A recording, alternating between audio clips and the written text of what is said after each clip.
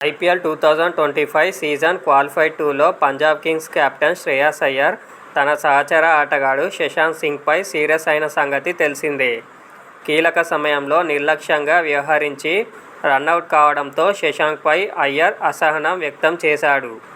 Match అనంతరం Shashank shake hand ఇచ్చినా కూడా అయ్యర్ పట్టించుకోలేదు. తాజాగా ఈ విషయంపై శశాంక్ సింగ్ స్పందించాడు. ఆ మ్యాచ్లో తాను ఘోర తప్పిదం చేశానని అతడు అంగీకరించాడు. అంతేకాకుండా ఆ సమయంలో అయ్యర్ తనను చెంపదెబ్బ కొట్టాల్సిందని శశాంక్ అభిప్రాయపడ్డాడు. నిర్లక్ష్యంగా పరిగెత్తి నేను తప్పు చేశాను. అయ్యర్ నన్ను చెంపదెబ్బ కొట్టి ఉండాల్సింది. మా నాన్న కూడా నాపై సీరియస్ అయ్యారు. ఫైనల్ వరకు నాతో మాట్లాడలేదు.